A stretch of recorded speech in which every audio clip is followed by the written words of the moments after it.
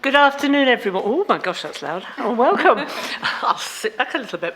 Welcome to this meeting of the Integrated Care Partnership, and thank you everyone for coming along on this lovely spring-like sunny afternoon. It's really good to see you. I'm going to suggest that rather than going around the table, everyone introduces themselves when you speak for the first time. I think it's easier, particularly for those people that don't know everyone. So I'll lead by example. My name's Councillor Ruth Dombey. I'm leader of the council in Sutton, and the reason I'm sitting here is because I am one of the co-chairs of the Partnership Board, and it's really good to see you all this afternoon. Just a reminder that the meeting is being recorded and is being broadcast live, and the recording will be uploaded onto the website after the meeting with a version with VSL produced and uploaded. And can I ask you please to use your microphones? It is a small room, but it may be that people need the microphone in order to hear you properly, but also as well for the recording, it's really important that everyone's mic is on. And there is a hearing loop available if anyone needs to access it. And can I remind everyone that this is a meeting being held in public, not a public meeting. We all know what that means. But let's do our best, please, to avoid jargon and acronyms. I know it's really easy to fall into the habit, and there are some bits of jargon that we don't even consider jargon anymore, but let's bear in mind that for some people it won't be clear. I know there is a glossary of terms available on the website, but if there is anyone here today that hears a piece of jargon or acronym and you're not sure what it means, please put your hand up, because I can bet you anything you won't be the only person in the room. So feel free to ask. We will be taking questions from members of the public at the end of the meeting. We haven't received any questions in writing beforehand, but if time allows at the end, we'll see if there are any members of the public who want to ask any questions. And presenters have been asked, please, to treat all papers as read. There's no need to go through the whole paper. We have spent some time going through them. You just need to highlight the main points so that there's more time for discussion. And can I in particular welcome our new voluntary sector representative, Zara Miloko, to her first meeting. Very welcome, Zara. Do you want to wave and everyone knows who you are? There you are. Thank you very much, and thank you everyone. Yes, I started about 8 days ago, so I'm pretty new, but I've been working in the voluntary sector. I know a couple of you for quite a few years. I won't say how many. And it's a pleasure to be representing the 6 boroughs. Thank you, Zara. And it's a big task you've been given, representing the whole of the voluntary sector across the whole of the 6 boroughs. But we're all with you, and we'll be able to have our own input as well, because obviously we've all got those connections. But thank you for taking on that role. It's really important. We've had quite a few apologies. We've got apologies from Joe Farah, Douglas Flint, Sukhinder Kaur Stubbs, Sharon Catillo, Councillor McCabe from Merton, Councillor Hopley from Croydon, Councillor Henderson from Wandsworth, and Councillor Hamid from Kingston. We haven't had any further apologies, and Piers, do join her.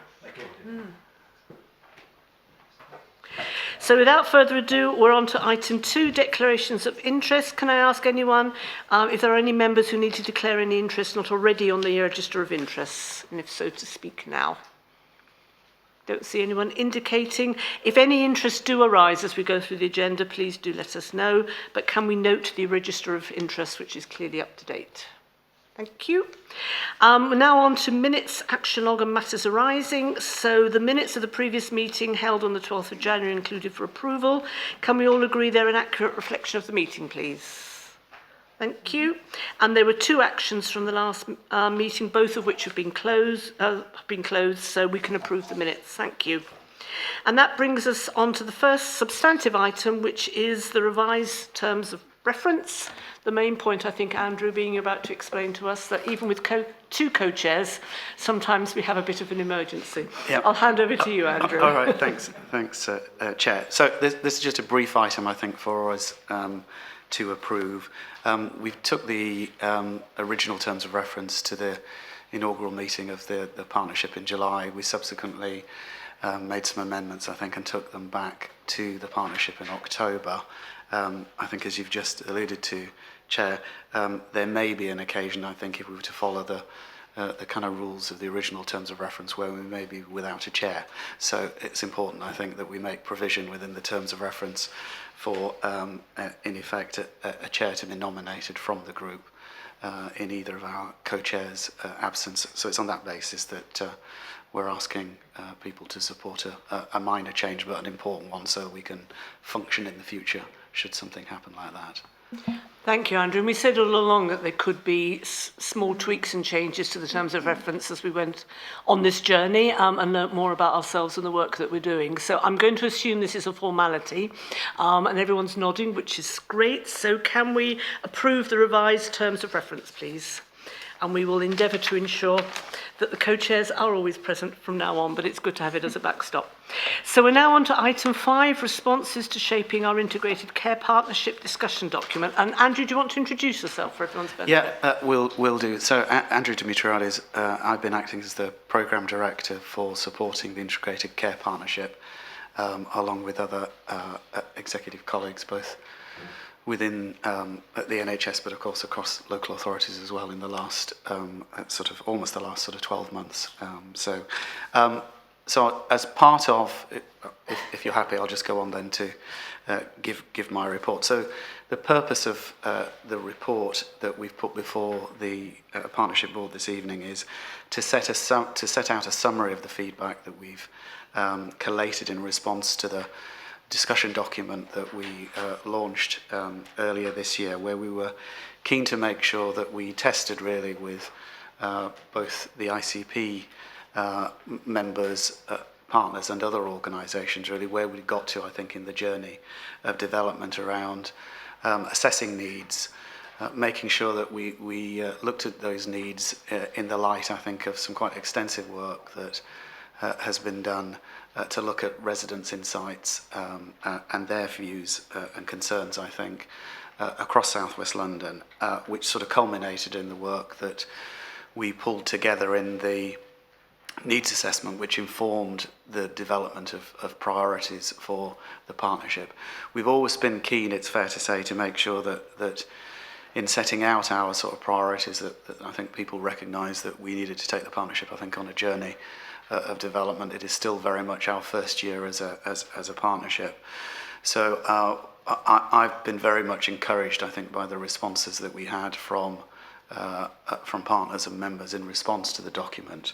And I'm going to take it as read that colleagues will have looked at the report in detail, not just to try and find, if you like, some kind of recognition, I think, of the of any points, I think, that have been raised from members in response to the document, but just to make sure, I think, that they've familiarised themselves with some of the broader themes, I think, that have emerged in response to the discussion document. So I'm just going to say a few things about it. I think in general terms, we received quite widespread support for the priorities that we've set out. Quite a difficult task, I think, in its own right as a partnership to come up, I think, with a set of priorities that might necessarily fit, I think, with everyone's views about what we should focus on, because, of course, there's many things that we could focus on as we go forward. But I think it's very welcome, I think, that we've got good support in the responses that we received. We had over 20 responses, which you'll see in the report, from quite a cross-section, I think, of partners to the priorities. And in the report, you'll see that what we've tried to do is set out a thematic analysis of the issues that were seen as pertinent to colleagues. I think overridingly there is a sense that whilst there may be additional areas that we could have focused on, I think, as a partnership, there are other mechanisms, I think, perhaps, for some areas that we can address, bearing in mind that in tandem to this, and I know Karen's going to come on and talk about this later on, where also the NHS is developing its joint forward plan, which will have a focus in a number of areas on key things, which are, of course, I think, challenges and concerns, not just for the NHS, but for the system. But there was a very strong element of feedback that was less, in my view, about questioning the what we should focus on, although I think there are some areas that we've tried to address in the wording of the priorities, which I'll come on to, which we can refine. But there was a keen interest in what we do next. In other words, how do we deliver? How do we determine the actions that we can jointly commit to as a partnership, both in the near term, in other words, over the next 12 months, but what we want to try and achieve in delivering those priorities over the next 5 years. And it's important that people, I think, just remind themselves that this is a strategy for the next 5 years. It's not an operational plan, but we will refresh on an annual basis the strategy and hopefully give some measure of what we've achieved. So I think the report I'll take as read. Happy to take questions on any of the specifics that are in the document. And through you, Chair, we can perhaps just work through any questions or issues that colleagues might have. Thank you, Andrew, and thank you for all you and the team to all the work that's gone into this. It is a lot of work, and I was pleased to see the level of responses. Lots of responses from organisations representing lots of people. So I think we can safely say that the responses cover several thousand people living across our area. And there's a good geographical spread as well. I did a quick check just to make sure that we've got all 6 boroughs feeding in their views. And I do like the way you set it out, what we heard and what we're going to do as a result. That's something I'm going to take on board for some of the work I do on the day job, I think, because that's a really interesting way of setting out, this is what you told us and this is what we're going to do about it. So happy to open up for discussion. Obviously, people have had lots of opportunities to have input, but any considerations, any thoughts about the document where we are at the moment would be really helpful, because we're not going to just sign it off on the nod. Yes, Mike, do you want to introduce yourself? Yeah, I will do, Chair. So I'm Mike Jackson. I'm Chief Executive of Richmond and Wandsworth Councils, but I'm on the Partnership Board as the representative of all the local authority Chief Executives in the system. I mean, firstly, I just wanted to endorse, I think, the view you presented there, Andrew, which is we feel, the comments that have been made previously by local authorities have been well reflected in the document, and the additional comments that were made as part of the most recent round of consultation. I think the way that you've proposed taking them on in revising the documents also look like the best way to deal with those. So I think it's fair to say we're content with what's proposed here. Talking to colleagues, though, just in reflecting on the document and the paper for today's meeting, there was one thing that we felt we ought to raise, which is, given the statutory duties that pretty much all of the organisations have around this table regarding safeguarding, although there is activity identified in the strategy relating to safeguarding, we felt it might be worth having a more explicit reference to that responsibility that we all share as part of the system. So perhaps, Chair, if that could be something Andrew could consider further as the redrafting of the document, that would be very helpful. Thank you. So, Mike, are you suggesting a specific section or just feed it into the overall narrative? No, just I don't think there's a particularly explicit reference to that responsibility that we share as a system, and just finding a way to weave it into an existing element of the document would be fine. We're not looking to add a priority or a section. It's just somewhere a more explicit reference to that safeguarding responsibility that we all hold would be helpful. That's really helpful feedback. Thank you. Yes. Thank you very much. I'm Brenda Scanlon. I'm from Croydon. I thought it was a really useful paper, so thank you very much for that. One of the issues I just wanted to check out is part of the feedback. At this last meeting, we had a very useful discussion on why workforce is one of our key priorities. And in a way, excuse me, with Sam being here, we had the presentation on some of the issues affecting social care as well. So this is, it's a curious point for me, but when I read this on page 37, sorry to be so detailed, but it does say, some stakeholders requested that we extend the workforce ambitions in year 1 to include social care. And I was curious about whether some stakeholders are because people generally see the NHS pressures as a higher issue in terms of workforce, or whether perhaps some of the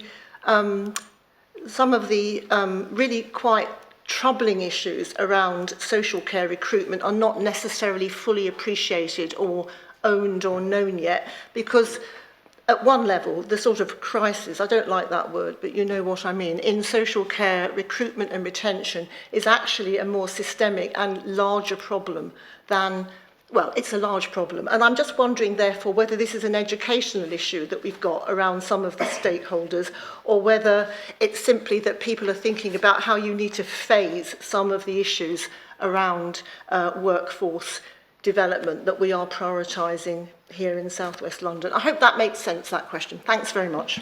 It absolutely does, Brenda, and it's an interesting perspective because I think for many of us, we take it for granted. We're talking about integration, so we know we're talking about health and social care and all the allied providers and all the work around that, but that doesn't necessarily follow that our audience understand that. Andrew, do you want to come back on that?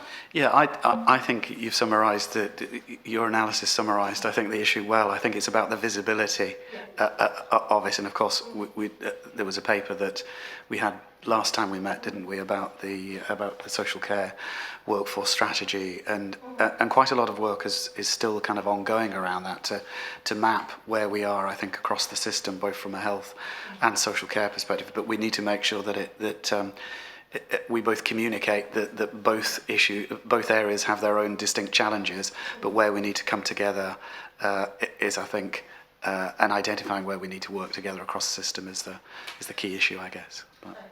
But also probably spelling it out more. So when we talk about workforce, we know what we mean, but we probably need to be more, to have greater clarity, because we're assuming that everyone is on the same journey that we're on, and that doesn't necessarily follow. So thank you for raising that. Sarah, introduce yourself. Sarah Blow, I am the Chief Executive Officer for the Integrated Care Board in South West London and the Chief Executive for the ICS South West London.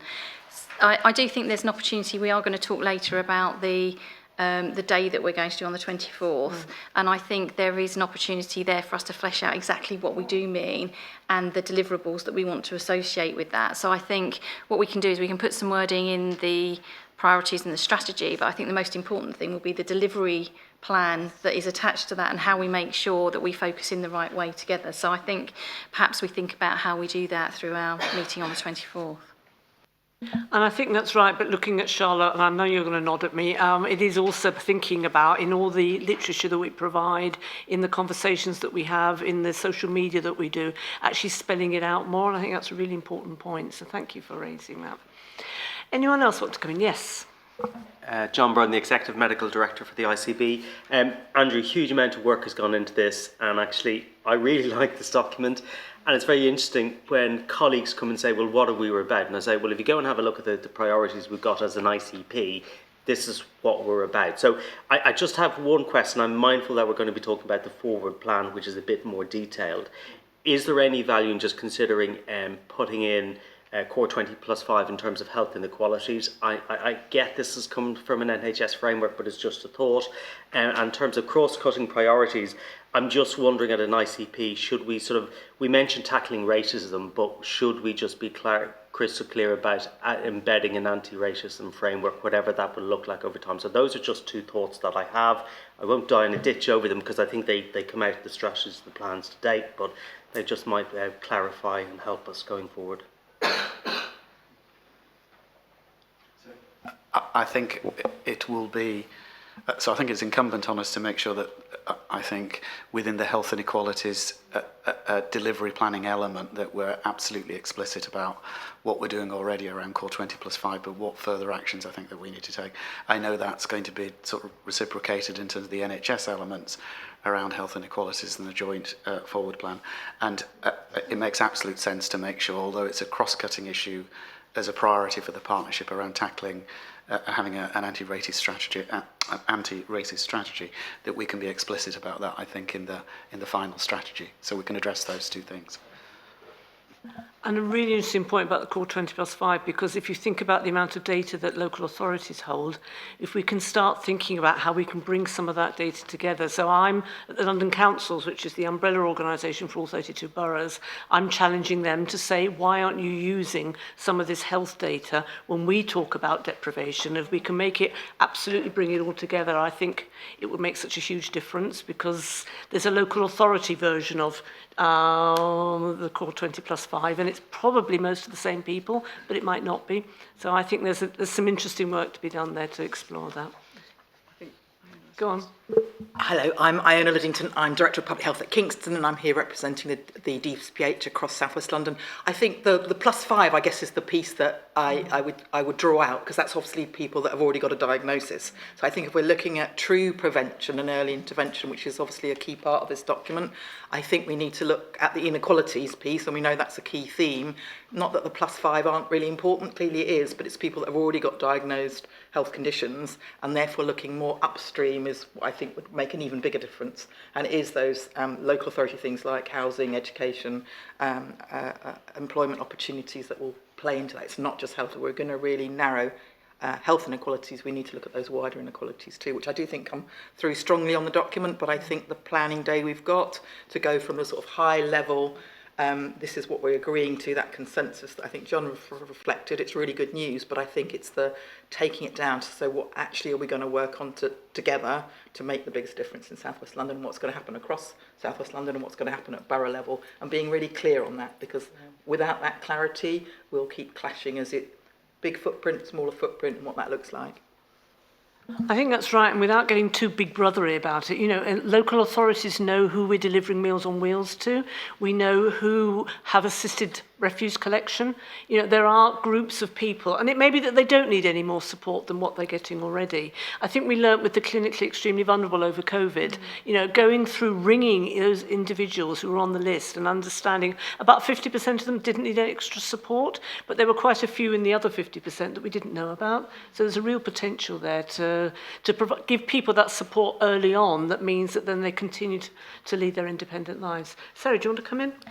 Yeah, so I think that we do actually, between us, have a huge amount of data and information about our local populations, and I think we can use it differentially for different things. I think one of the areas that the Core 20+5 will be very helpful is setting a baseline. If we're looking to improve health, if we look at our Core 20+5 now, and then we look, if we actually have put in some actions that we think will improve health, then that should mean that when we look at our Core 20+5 in the future, that the +5 has actually reduced. That would be kind of a really good measure of whether or not we've actually improved health, which I don't think we've ever had before. I don't think you know, it's been very difficult to measure some of those things. We look at national statistics, takes 20 years, but we actually now have some measures that we can judge ourselves against around our success or not in some areas. But I'm sure we can use it in very different ways, and we have lots of different information. I think we do need to work on together our data strategy around how we bring it all together, and we are using the data that we have in a way to actually inform what we do. So that might be one of the things we want to think about as well. Thank you. Karen? I'm Karen Broughton, I'm Deputy Chief Executive Officer for the ICB. I was just going to remind us that actually I think for the first time, as we developed the Integrated Care Partnership priorities, we did bring together both health and local authority data, didn't we? We had a joint local authority and health group that steered the design of the needs assessment chapter, and we actually used both sets of data. And what we're continuing to use that single set of data now for are both strategies, so both the NHS strategy and the Integrated Care Partnership. We can always do more and better, I think, but important that that's anchored in both sets of information.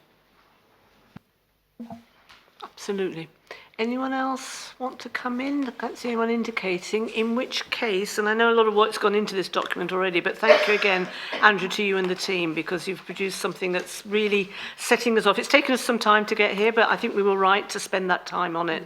And obviously, it's a discussion document. We're now going to talk about what it means in practice and how we're going to develop it. But for now, can we note the engagement responses, note the key themes, approve the recommended amendments to the priorities, and note and support the proposed further actions? Yes, Excellent, thank you. And then there is a logical sequence to this, isn't there, Andrew? Item 6, developing the strategy.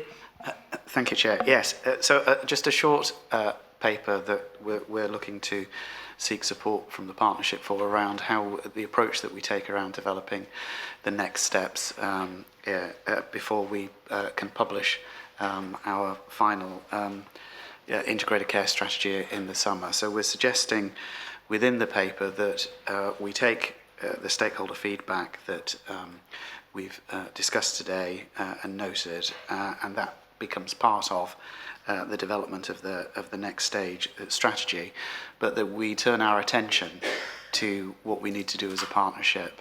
I think, as Iona and others have said, to very much about what we need to do in terms of the practical actions we want to take going forward, and that we can spell out what might be therefore our joint commitments for improvement for each of those priority areas over the next 12 months, but beyond that, over subsequent years. Of course, we will refresh the strategy on an annual basis, but we need to make sure that we've spent some detailed time, I think, working through what that might mean.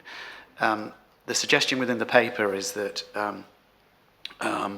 we engage some support externally to help us with preparing both the preparatory work, if you like, that will inform the action planning that we're suggesting, but also in helping facilitate a proposed event that we are hopefully, with the support of the partnership, planning to hold at the end of May. May the 24th is the date that we are hoping to hold the system-wide conference, and that we'll run a series of workshops that correspond to each of the priority areas within the planned conference. So there's potentially a lot of work that we need to do, both in the run-up to the event, as well as making sure that we stand a good chance of getting some good outputs, I think, from all of the planned priority areas within the day.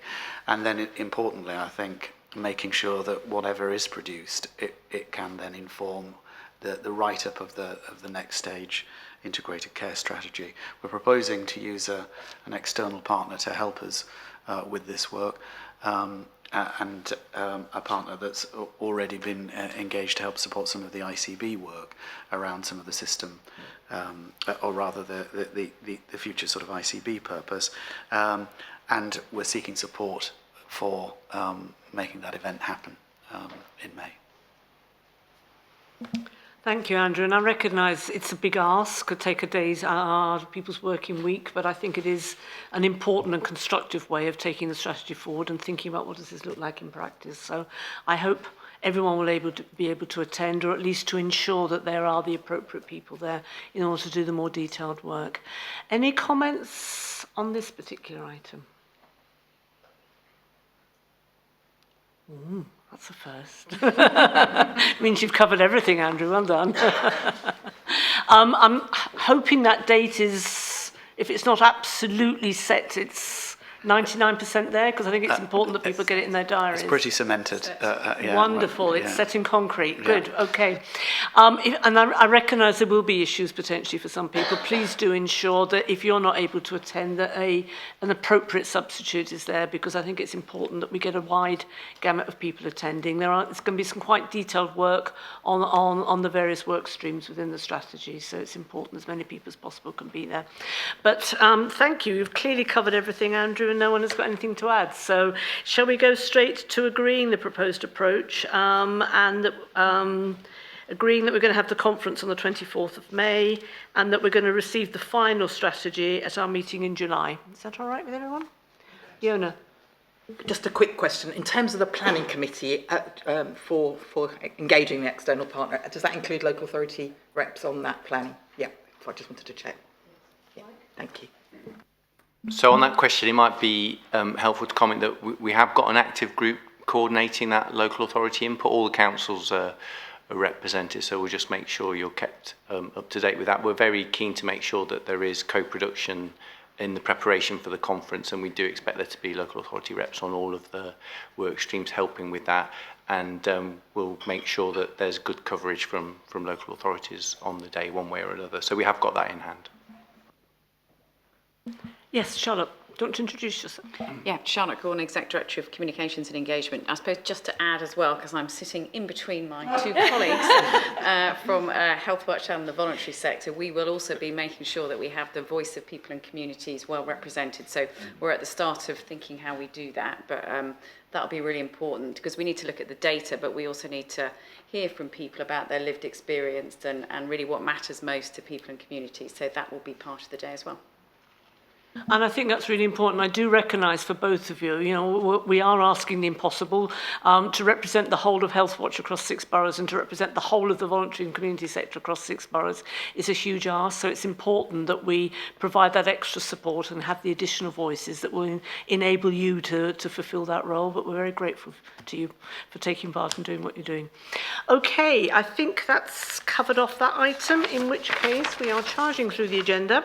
And we're on item 7, developing the joint forward plan. Karen. Thank you very much. So we've just talked about the integrated care partnership strategy.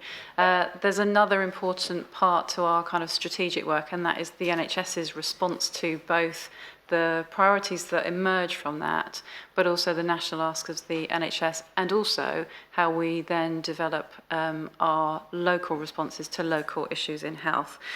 We are required under the Health and Care Act to produce a 5-year plan. It's called the Joint Forward Plan. We may change the name at some point. And we have been developing that, and we're developing it in 2 phases. And as I said a minute ago, we are using the information that we have jointly created on both the health inequalities information and the joint needs assessment to drive that. We're also using very strongly patients and community voices in that document. So the first phase of the Joint Forward Plan, which is in your packs, and I have sent round, I think, to every organisation and most people around this table, does a number of things. It identifies the context in which the NHS is operating in South West London. It identifies what patients and communities are telling us about a whole range of areas within the NHS. And it also sets out a level of ambition for change over the next 5 years. And we are asking organisations who have been written to far and wide about whether the context is something that everybody recognises, whether there's anything we've missed, whether the level of ambition is right for South West London, and whether what patients and communities are telling us resonates with what we see and hear in our organisations too.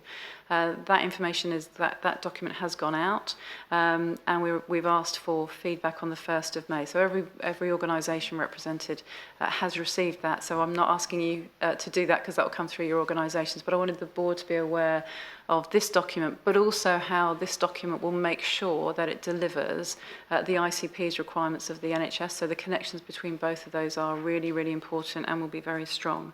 So just wanted to let the board know that that piece of work is also happening. We will produce actions required. So the next phase, I suppose, of the development is to make sure that we are clear about the actions that we're going to take in each of the chapters that we've written, but also the outcomes that we will be tracking to make sure that we're making the change that we need from an NHS perspective. So just wanted the board to be aware, Ruth, and ask them to note the development of the strategy and the plan to move that forward. Thanks, Karen. Any comments, any questions? Sarah? I wonder if it's just worth adding, we intend to put each of the place priorities into the plan, so we will be making sure that the Health and Wellbeing Board's priorities are reflected in the plan, and we will. I think we've written to the Health and Wellbeing Board chairs to say that and to show them where it's reflected. The other thing, this is a 5-year plan, but we are expected to renew this every year, so it's not the only chance to look at this plan. We will be refreshing the kind of plan on an annual basis. And just to be clear, there are some things as an NHS that we have to do and that are in this plan that are just kind of givens around how we have to deliver services. But I think that the bits where we have reflected the partnership and the Health and Wellbeing Board priorities, we hope people can see and see that it reflects the local kind of priorities of what you're trying to do at a place level. Absolutely. Thank you. Gillian. Thank you, Chair. Gillian Norton, Chair of St George's and Epsom St Helier Hospitals. So I think it's a really readable document. I enjoyed it. I will be replying, Karen, to your request for feedback by the 1st of May. I suppose if I've got an anxiety, there's just so much in it. And it partly relates to Sarah's point about the things we have to do. But it's really difficult when you're doing these kind of documents to cover everything, but also to make it actually deliverable. And I suppose my anxiety is, can we really do all of this, however clever we are about working together, at a time when we're taking very significant levels of resource out of the system? And so I don't want to sound very downbeat, because I do think it's a great document and a really good start.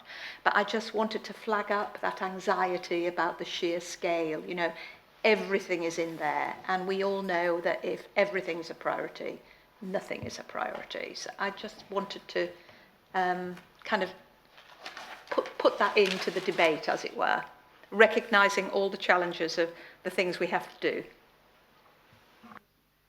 So I think, I mean, you know, there's lots of people that would share that, Gillian, isn't there? There is a huge amount to do. I think the piece of work that we will have to do, so this will set out what we're trying to achieve over a 5-year period, but as you say, we've got challenges along that way as well, haven't we?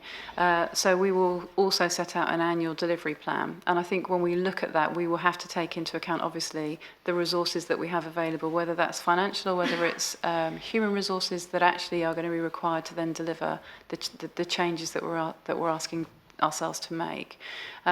That for me becomes the important part. We should be rightly ambitious, but we should also make sure that we deliver, shouldn't we? And actually I think getting the what are we focusing on in each year is going to be important to make sure that we do that.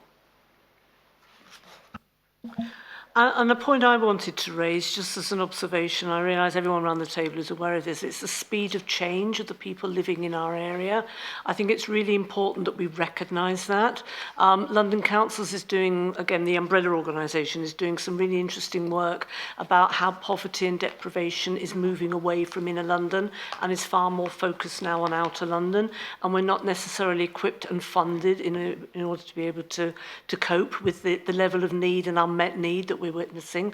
But also, certainly from my own borough, Sutton, we were really interested at our last Health and Wellbeing Board. We put together the latest census data from 18 months ago with our JSNA, Yona, and yeah, absolutely, and discovered that our borough, I mean, we knew anecdotally, we could see it as you walk up the high street, our borough has become much more diverse, far quicker than we ever could have imagined. So we now know, and it's great news, I'm absolutely delighted, it means we've got some fantastic food shops and real opportunities to learn about people from different parts of the world and different cultures. But Sutton, we expected it to take another 10 years. We're now, I think the data said that it was 47% people identifying as non-white British. And we thought that would take another 10 years. So it's the speed of change. And I think we've got to be quite nimble and keep up, because London is changing, and our part of London, which traditionally in the past, not all parts I recognise, Croydon has always been very diverse and much more like the rest of London. But I think across southwest London now we need to recognise that the people living here, it's changing, the needs are changing, and we need to keep up and recognise that. Gloria, do you want to come in? Because you're nodding very, very... Yeah, no, this was my brief this morning. That's why I'm nodding. Because we show the data across... Oh, sorry. I've got a big voice anyway, so I'm not on the microphone. So we showed the data this morning in the meeting we had across the system, how the demographic have significantly changed. Not just in terms of the people. Before we will quote about over 70% are white. But now we're actually looking, the census is saying about 63%, and that non-white population has actually increased. If you then look at the workforce, from both adult social services and health, is actually, the gap is closing significantly. It's over 40%. So it's really, it has changed tremendously. And I think we just have to be ambitious in terms of really thinking about meeting the needs of that changing population.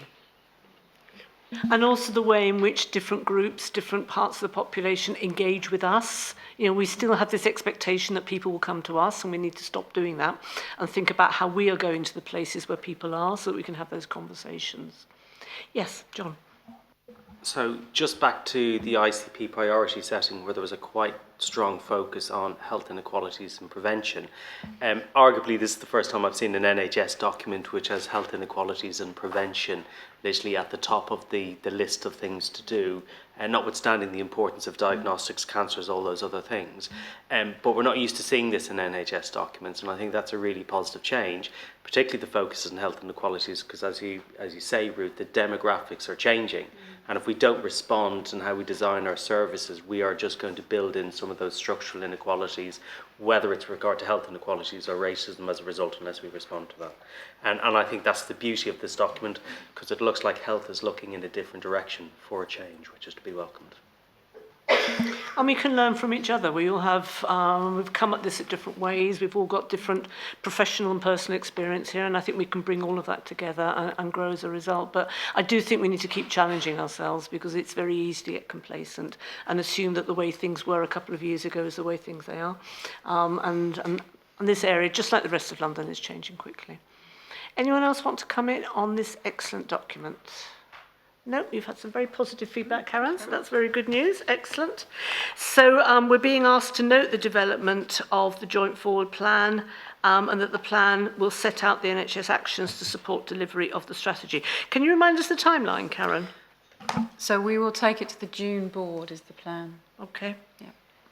And then it's signed off, sent off, and sorted. Right, excellent. Okay, so we're now on item 8 and Innovation Fund process and timetable. And I'm pleased we're talking about this today, because we promised last time, there were understandable reasons why the process, we were only just being set up, so it wasn't possible to do it quicker. But I'm pleased that we're moving quickly on this now, and we're able to give some clarity. So Karen, do you want to introduce the item? So we board members will remember that we created an innovation fund, investment fund, made up of 2 parts. One, an innovation element, and also health inequalities element. And we specifically took action on those quite quickly towards the end of last year. This particular element focuses on the innovation part. The health inequalities review, etc., will follow. And we discussed changes to the process that we proposed last time we met. But Ruth nudged me to go even faster. So the proposal now is that we make a small tweak to the agreement that we made last time, which is we bring forward in April a kind of event where we begin to talk about the Innovation Fund.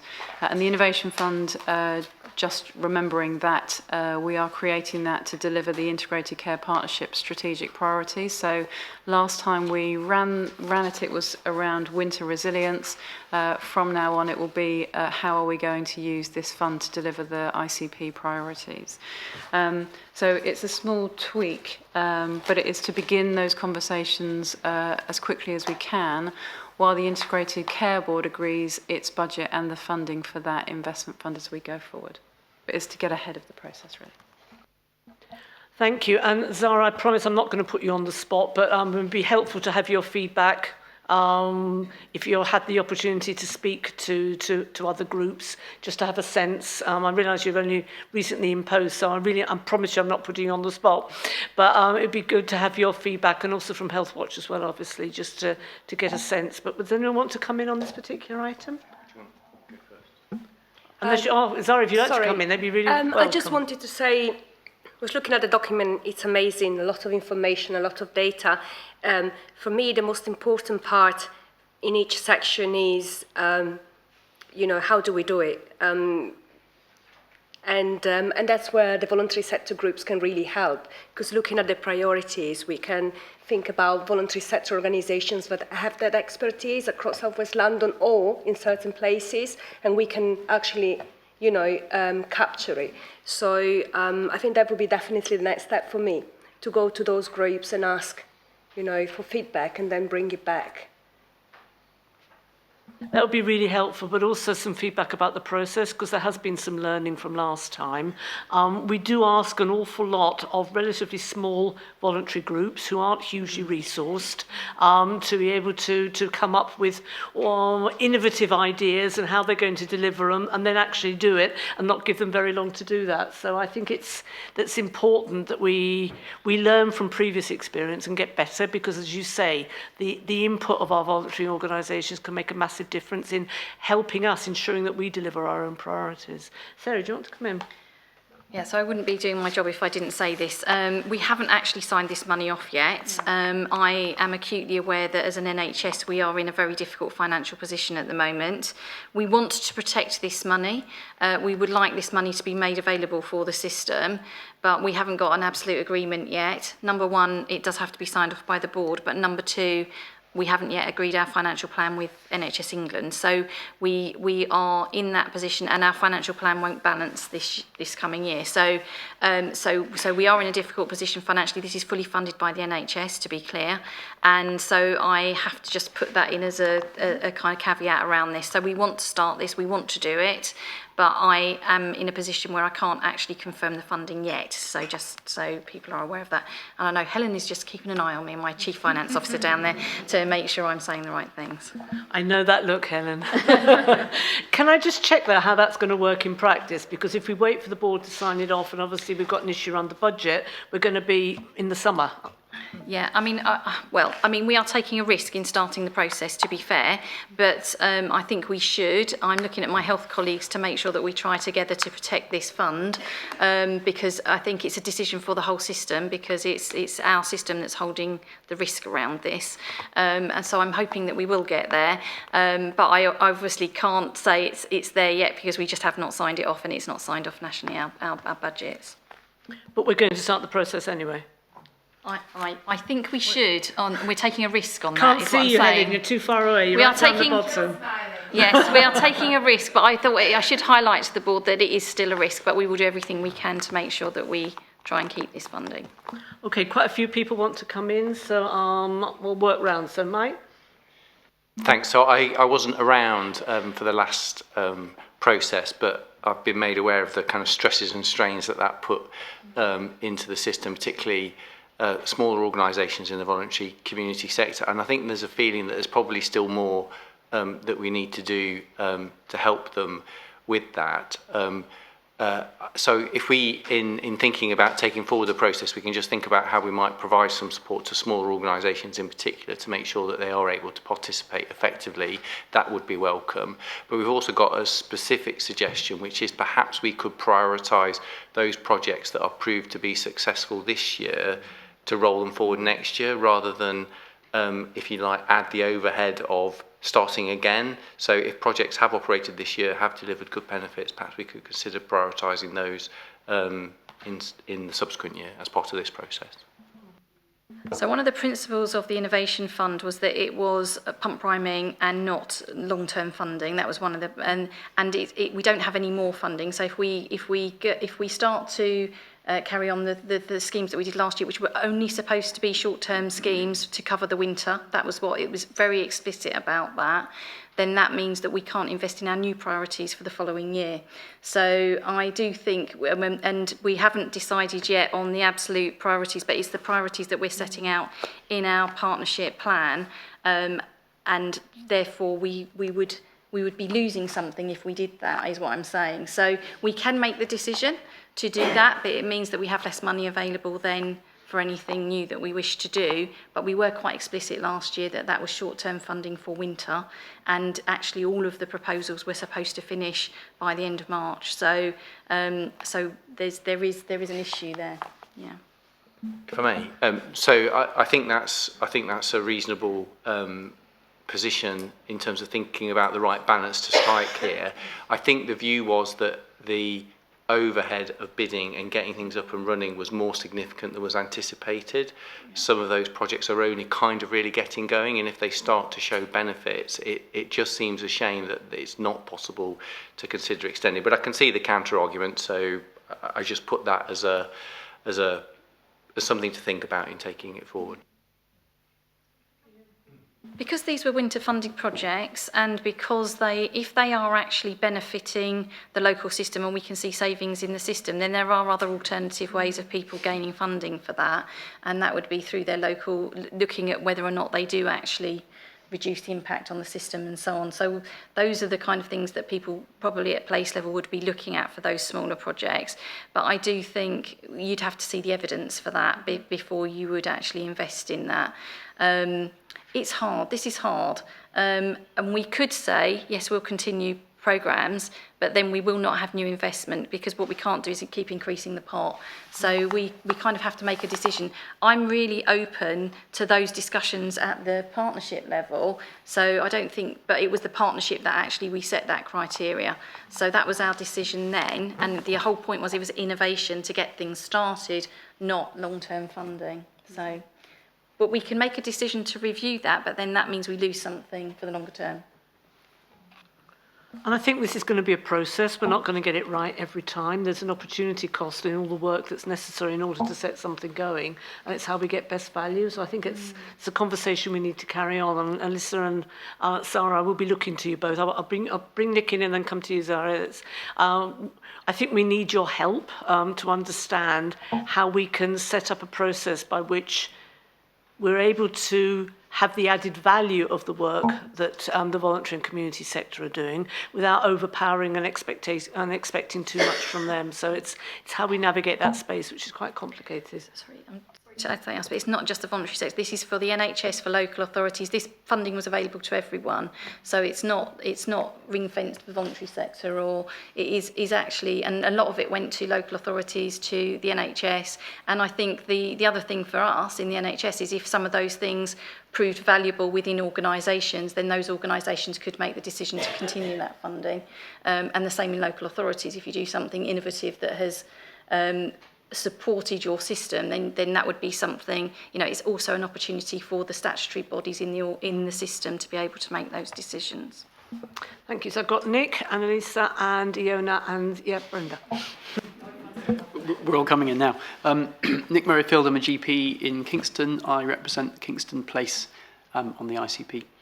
It's great conversation because it gets to the heart of partnership working, I think, doesn't it? So we successfully bid for money in this fund as an individual PCN with an individual voluntary sector organisation and Kingston Hospital and Acute Trust, and we hadn't done any partnership working with that specific grouping before. So the whole one of the points of this is to work with a range of organisations to set up a bid to do something innovative, and that takes time. One organisation with an infrastructure can say, well, we want to do this, and this. Here's our business plan. Next week, and it takes more time if you've got a partnership of organisations. So I really welcome the getting ahead of ourselves a bit on the timetable of this, so we can start thinking about it as soon as we possibly can. To release funds as soon as we possibly can to get things started. Again, if the principle is that we are working better together and we all feel that partnership working adds real value to all of what we do, I would really support funding being made available for this sort of thing, because if it's not, then that would be really sad for the whole principle of integrated care partnerships. So that would just be a bid from me. And finally, going to Gillian's point actually about the kind of breadth of the 5-year strategy. It's I guess onus on us and the ICB to keep priorities as tight as they can possibly be, as tied in with 5-year strategies, 1-year strategies, to be as aligned and as cohesive as possible, so we all then have projects like this, we're all working in the same direction. It makes everything a much clearer narrative, so all these things do feed in together. Thanks. No, it's really helpful, thank you. Alyssa. Hi, my name is Alyssa. I'm the Executive Officer for the Six Health Watch in Southwest London. I just wanted to echo with comments I've heard already. I'm really supportive of the idea of having a workshop and learning more about some of the shortlisting criteria, even if the funding is not yet solidified. And just a quick question, I guess, in terms of selecting the topic for the new awards, is it going to be, I wasn't sure if it meant, when you said it would relate to the integrated care strategy, if it would be anything in that document, or it would be a theme that's selected from that document, and how that would be determined if it's the case of the latter. So it'll be across the range of the areas that Andrew presented in the first paper, unless this board decides differently.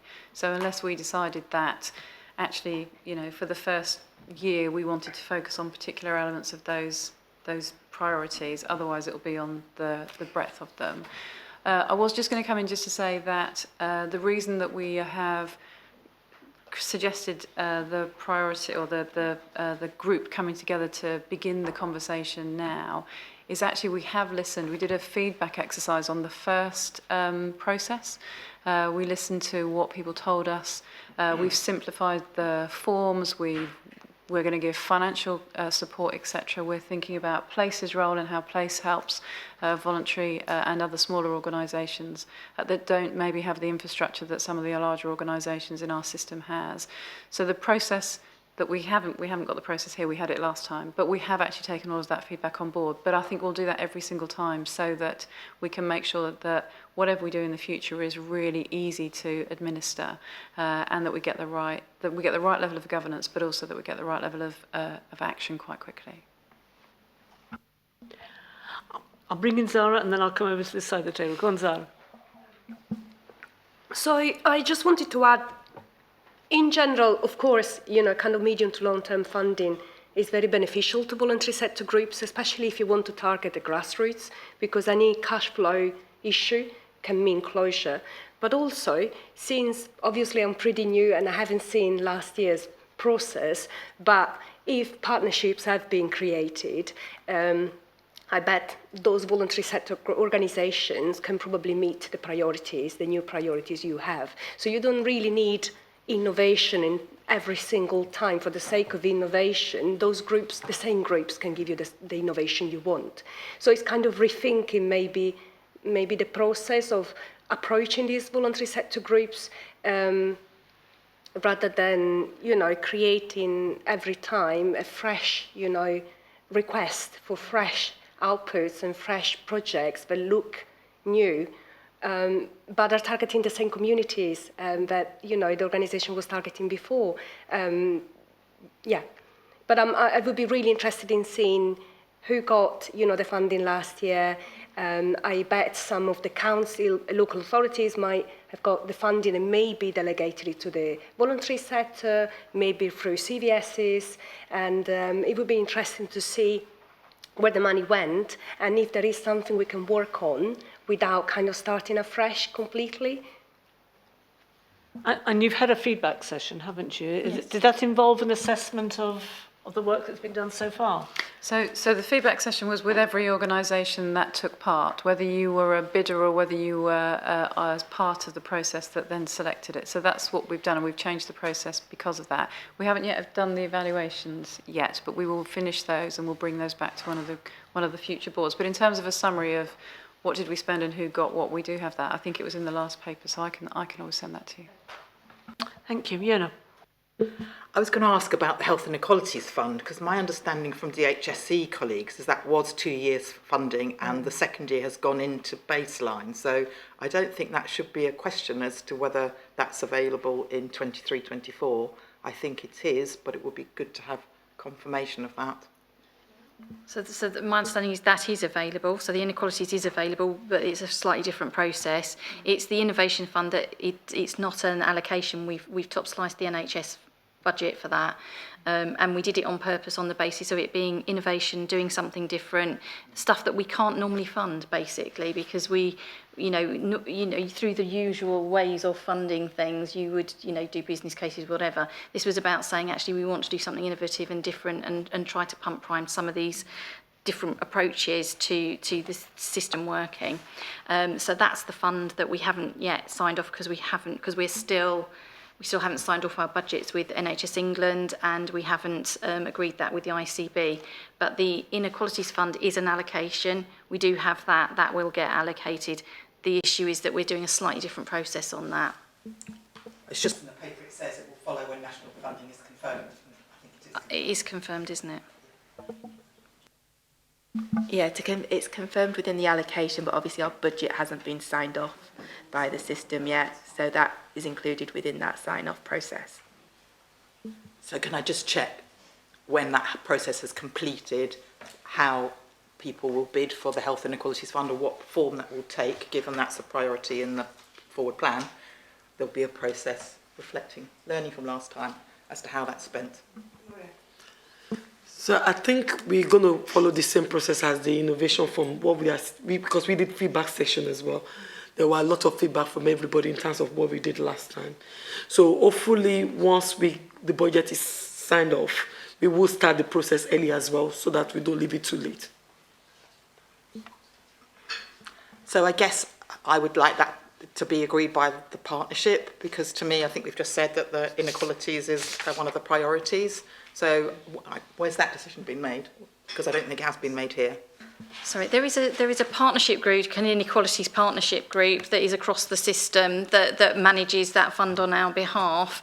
They had a specific way of allocating it last year around place and around levels of inequalities across the system. We can definitely bring that back here as part of that as well. But they're two different pots, but we're treating them as one kind of approach around the priorities that we set as an ICP around inequalities. Okay, I think I sit on that group, so I'll make sure my voice is heard. I don't recall that. But I'm still not clear about the timeline, about when it's signed off and when there's clarity about how people can bid. So, and I recognise that certain parts of the puzzle need to be put in place, but I'm still not clear how that's going to work out in practice. Helen, purse strings, Helen. I've never been called that before. That's a first. So apologies. The NHS budget setting is a very complicated process, and this year has been very complicated and drawn out in where it is, and we are living and breathing it on a daily to hourly basis. We are hoping that it is going to come to a head at the beginning of May, but we are still waiting confirmation on that. But we would look to move as quickly as possible to make sure that the money is available for as much of the year as possible to do that. So that is our aim. And where is all that signed off, Helen? Clearly, you don't need to have the next partnership board in order to make that happen. So if it is clarified at the beginning of May, then what happens? So we would have to have a board to review our budgets, to agree, the ICB board to review them, to be submitted to NHS England for them to agree them. Yes, okay. So we will know from NHS England whether it's likely they are going to sign off our plans in hopefully by the beginning of May. That's where we are. If we have got that, then we just continue with the process. That's why I'm saying we take a risk and we start the process and we continue with that. If it looks like they're going to agree it, then it's likely, because we've done so much work on it, it's likely it'll be signed off at the ICB. There shouldn't be any problems with that. They will be giving us that indication. Helen and I are currently going to meetings about this at the moment, so we hope that by the beginning of May we will have reached a position. And I think we all understand the constraints, but the idea that you set up a programme and deliver it within 8 months just isn't feasible. So I'm just thinking about how we're going to get through this particular. So we want to deliver the programme. We want to, unfortunately, this is NHS funding. This is the way the NHS funding works, unfortunately. We're kind of going at risk, is what we do, and it's what we do all the time in the NHS in order to kind of get to the position we want to get to.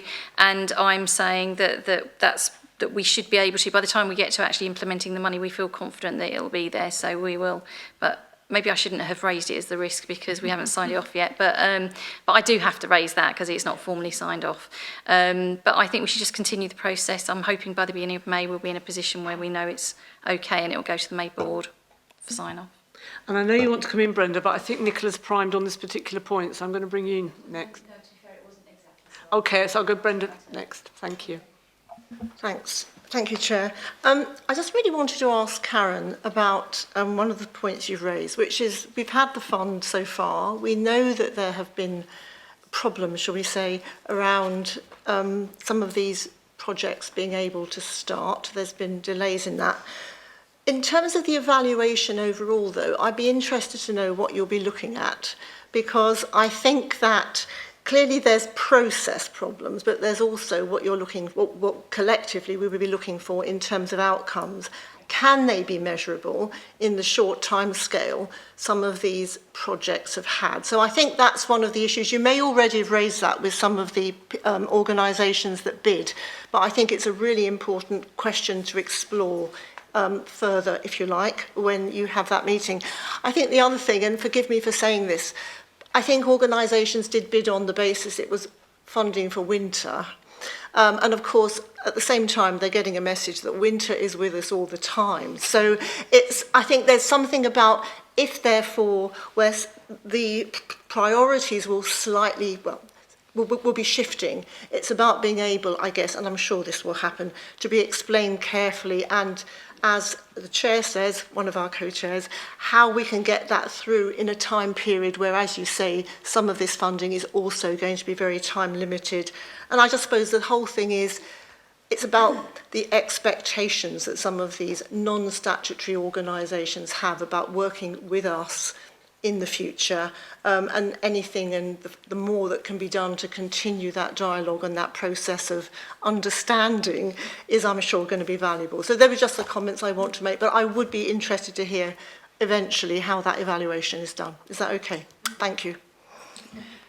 So Brenda, when the bids were received, there was a section around the outcome metrics. I would say that some of them were stronger than others.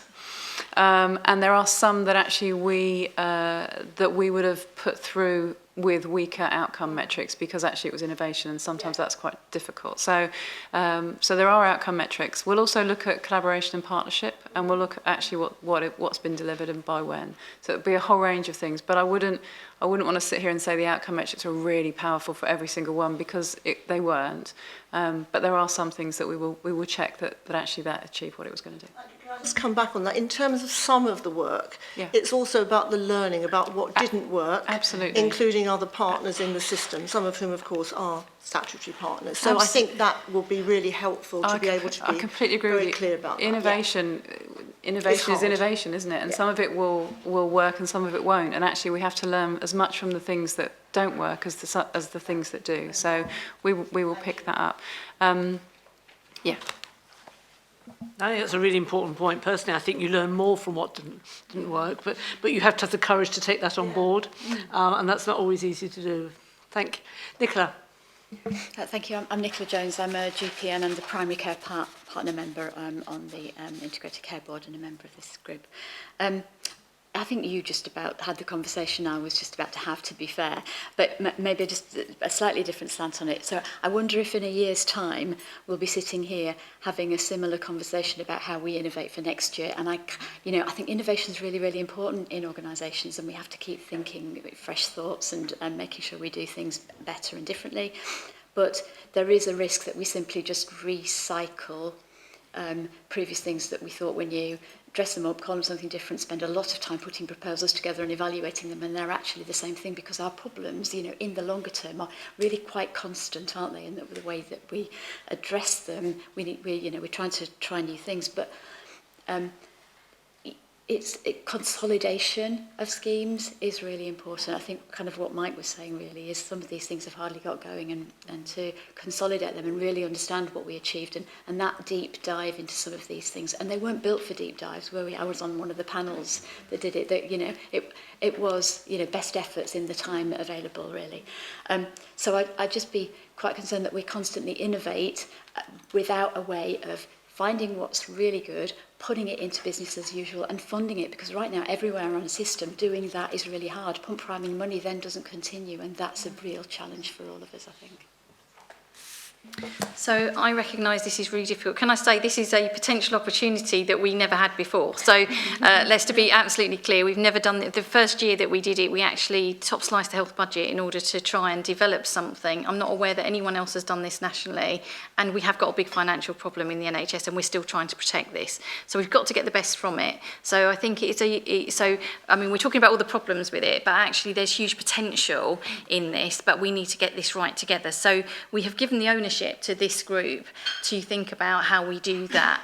What I would say is from the NHS perspective, what we can't do is just kind of turn it into long-term funding that was additional, that we end up not really getting the added benefit and the learning and those kind of things. But we can think about different ways of doing it. Maybe we should, for 2 years, maybe we should have a programme that runs for 2 years and not 1 year. And we actually make a commitment to that at the beginning of the year. And then we say, okay, we're going to do a 2-year programme.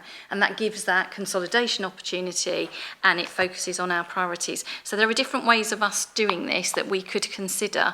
But I do want us to consider it an opportunity because this is money that nobody else has got. So, you know, let's think about how do we make this work for us in South West London to really implement some of the changes that we want to make around health inequalities, around our priorities as a partnership, to actually test some of the things that we wouldn't usually do if we were just using the standard funding, because, you know, it doesn't hit our A&E waiting times, or it doesn't hit, you know, the requirement that you have around social care, whatever it is. This is an opportunity to do something very different.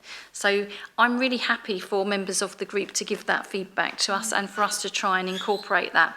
If we feel that 1 year funding is not going to work, then perhaps we ought to commit to 2 year funding. We'd have to commit to that through the ICB as well, but maybe that's what we need to do in order to make something worthwhile. But then we'd still have to think at the end of those 2 years it wouldn't just be continuous funding. So but you know, and I don't want that discussion then again in 2 years. We'd have to then think about how we're going to deal with it.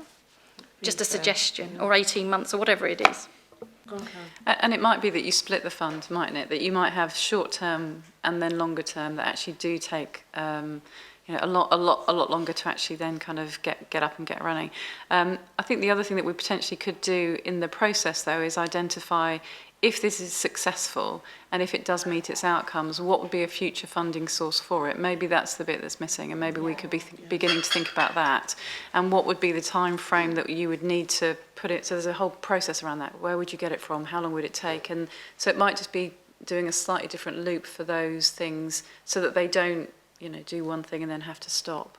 I also would just say that the future fund is very different from the fund that we ran in December, because that was all about winter resilience this year, to make sure that winter collectively, that we were to manage winter in a more sustainable way. So it's a very different reason that we were funding initiatives this time than we will be, because the nature is very, very different anyway. So, but we might want to just think about that, so future funding options as well. Thank you. And I think we all recognise we are where we are. So we haven't had the evaluation yet. We'll see that from the year that's still just finished. We haven't got clarity about the money, but are we going to go ahead on that basis? Fingers crossed. Go on. I'm just thinking, because I was thinking maybe we extend the amount of time we take to do it, to implement it, but we run it for a lot longer. So maybe we don't implement until 6 months into the year, but we then run it for 18 months, so it gives people that longer. And then we kind of split the cost over the 2 years, which might even work better for us as well.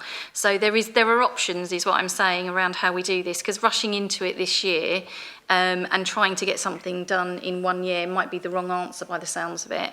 And maybe what we do is we have an 18-month programme, but we start it 6 months later. That might be one of the things we look at. And I think it'd be good, I don't know if we're actually going to make a decision here, be a first, wouldn't it? So if that proposal was one that people would accept, I'm looking to Helen because I think we can probably make that work, then if people would prefer us to do that, it just gives us a bit of lead-in time to get the work done, and it gives people longer to actually deliver. And then we can evaluate after that, which takes us 2 years from now, but it's 18 months worth of funding. Yeah? I think it sounds marvellous, and I think, as you were saying, consolidation is quite a key word, and also it's about consolidating working partnerships as well. So I give you an example. In Croydon, for example, there was some COVID-related funding that, through the infrastructure organisations, were distributed to tiny groups, and what we were asking them was simply to have the same activities the same activities they have anyway with the same, vulnerable clients, but have the conversations, you know, that the funder wanted.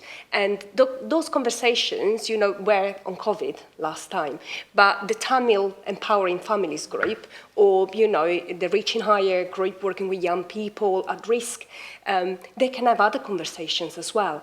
But they now are part of a group. They, you know each other. They've been, you know, in contact with each other to build on this type of work. And why lose the partnership? Why lose the momentum? Why lose the relationships if they are actually working with the same communities we want to target? And definitely kind of working every 2 years, we probably allow groups to have a longer delivery period and for them, you know, to know that they've got that funding and, you know, for a slightly longer period of time, and maybe we allow deadlines to be a bit more bearable, because unfortunately, as always, you kind of arrive at the last minute, you know, apply by yesterday and start, you know, tomorrow. Right, so in that case, I'm going to put that forward as a proposal to the ICP, that actually we take a bit longer around the process, which I think is fine. It gives us a little bit more time, but we do it for an 18-month period, so 6 months for this year and 12 months for next year. And that then gives people a little bit more time to consolidate and to do the work. Yeah. So if the ICP is happy with that, so let me bring in Elisa because you wanted to come in, but that sounds like we have a consensus. Elisa.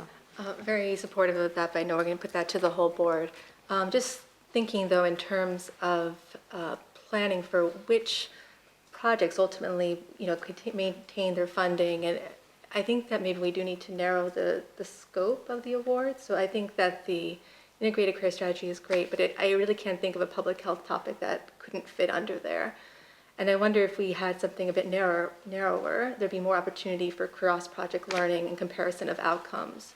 And that can in turn then help future funders decide what deserves and merits to be funded over the longer term.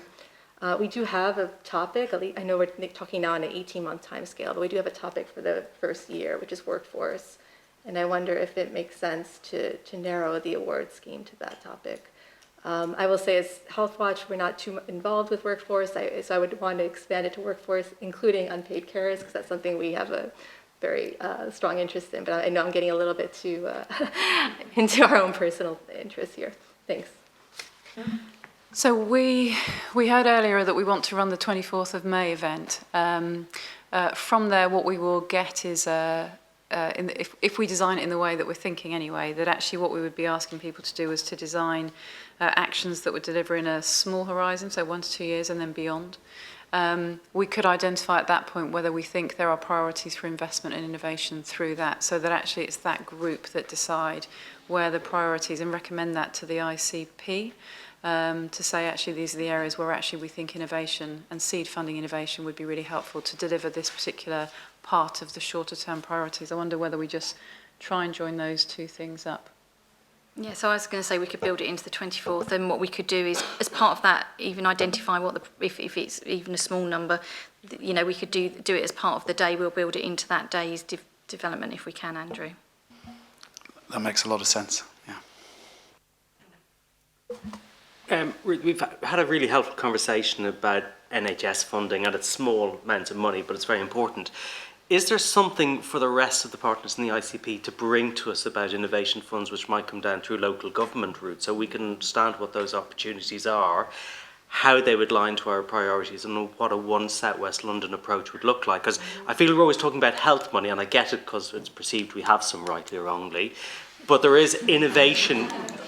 Exactly. So, but there are innovation funds that do come down through other routes, but we wouldn't be horizon scanning that stuff. So maybe perhaps if the rest of the partnership could think, right, how can we bring all of our collective funding to the table, whether it's innovation, whether it's health inequalities or whatever it might be, just to move the conversation on, because this is meant to be a partnership approach. And one of the things I'm happy to say is I think actually the NHS has been very collaborative about this piece, because we've looked to give money away to everybody as part of this programme, and perhaps maybe that's something we can build on as a partnership.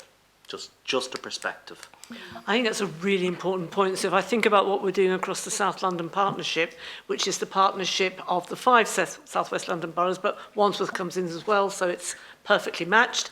We're doing a lot of work around the Internet of Things and how we can use digital and technology in a more intelligent way, in a smarter way. So I really think, I'm looking particularly at Carolyn and at Mike, that's something that we could pick up and just think about opportunities like that, how we can bring them together and work in a more collaborative way. Mike? I agree, and there's no reason why that can't be part of the conversation on the 24th. It's an opportunity to brainstorm what other innovation funds are around that might come in alongside this.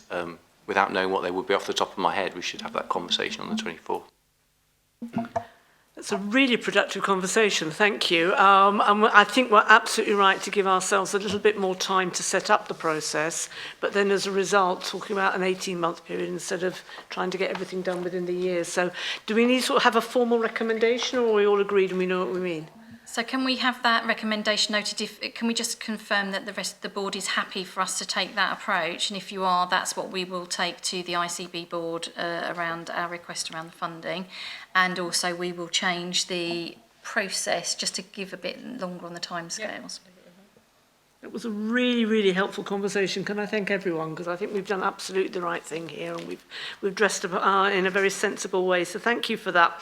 So under any other business, which is where we are now, I just wanted to highlight that at the next partnership board, there's been a request for us to look at assets and capital, to think about both from primary and secondary care point of view, across the wider footprint, to look at our capital, our assets, our buildings, and just start to think about where the places are, and if we can work across in a more collaborative way across the 6 boroughs. I think it's a real opportunity from a partnership point of view to think about both primary and secondary care from an asset point of view. So it's something, I'm being a bit vague because we haven't really worked it out properly, but we're going to do a lot of work on it, and it's going to be an important topic that we bring back next time. The only other issue I've got under AOB is to note the fact that 2 dear colleagues, it's your last meeting for both Andrew and Gloria, and I wanted to say on behalf of the board a huge thank you to both of you. Andrew's still staying within the family because he can't keep away, so he's going to be having a different role but still be part of us. Gloria's going off to do something absolutely fabulous, and I know plays so well into your interests and the work that you're doing, and I know how excited you are about it. We're going to miss you both very much from a very sort of narrow point of view, because you've done some fantastic work with us, and we're very grateful to both of you, but we wish you well for the future. Andrew, you're not going very fast, so our paths will cross, but Gloria, please do keep in touch, and thank you for everything that you've done. It's been an interesting and eventful 2 years, and with all the COVID stuff beforehand, if you think about the progress that we made, I think it is actually quite remarkable. And now and again, we need to allow ourselves the luxury of actually looking up and thinking of what we have achieved over the last 2 or 3 years, where we were 5 years ago and where we are now. And that's thanks in no small part to your good self. So thank you, and wish you luck for the future. Thank you.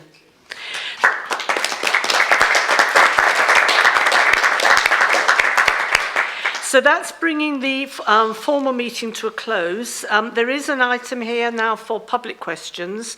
We haven't had any questions submitted in advance, and unless my eyes deceive me, are there any members of the public? Well, there are members of the public. Sorry, I can't see from here. Yes. Would you like to stand up? Sorry, because I can't. I'm going to give you a microphone, so there we go. Hi, Amanda Begley, Exec Director for Digital Transformation at the Health Innovation Network and a member of the public in South West London. I suppose I just wanted to make an offer about being a bit of a critical friend, perhaps about innovation funds, because I've personally run national and regional ones. The HIN has done quite a lot, even whether we could run some sessions on building people's capability about evaluation, for example, how you administer funds. So I just think there's an offer there. It would be great to see if we could support in any way, because it was a really great discussion and it's such a fantastic opportunity. Thank you so much. Thank you for coming to the meeting, and thank you for that offer of help, which we will gladly take up. So, Karen, will you make contact? Excellent. Thank you for that. Very much appreciate it. Anyone else? I don't see anyone else, in which case we'll bring the meeting to an end, and thank you everyone for a really excellent meeting, and we've achieved a lot. Thank you.